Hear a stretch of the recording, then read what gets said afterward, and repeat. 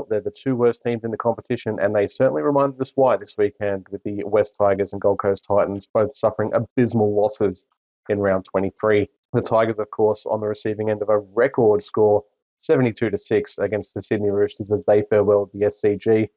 Meanwhile, the Titans were just as bad in their loss to the Dragons. It was 46-26 in the final score, but when you consider some of the things that went on in that game, it should be a reminder of just how bad the Titans are as well. But today we're asking, just who deserves the wooden spoon?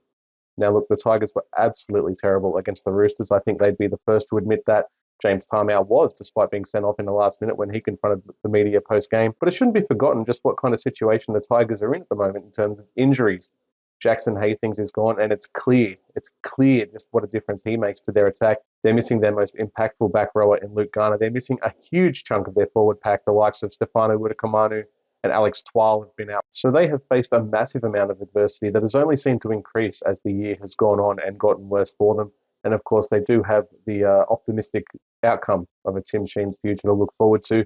But what do the Titans have to look forward to is the question. They're short at dummy half with the injury to Aaron Booth and Aaron Clark. But apart from that, they've got their starting halves. They've got Tino. They've got David Fafita on the field. They've got most of their back line other than Philip Sami. Of course, there's been a lot of experimentation this year, and it's been hard for them to build consistency.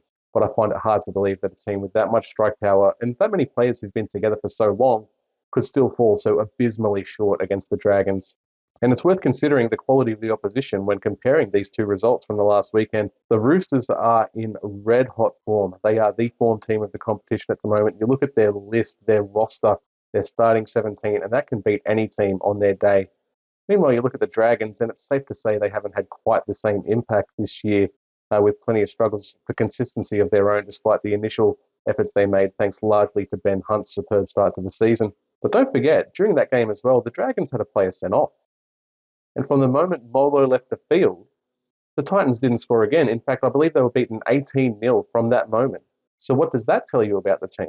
The game was already there to be won, and instead of seizing the moment, they capitulated meekly.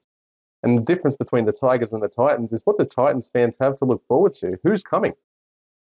What's happening in the coaching ranks? Where's the revolution going to come from that's going to spark the Titans into performing at their best? The Tigers have got a lot of change coming next year, and they feel naturally optimistic because of it. But if I'm a Titans fan, the future's looking very bleak. Thanks to a soft draw, the Titans are unlikely to finish with the wooden spoon this year. It's going to go to the Tigers more than likely. Now, of course, Titans fans, don't lose too much faith. You do have Kieran Foran and Sam Verrills arriving next year, and they will be excellent additions to the squad. But it's quite clear after the most recent performances that the problems at the club stem far deeper than just the roster at hand.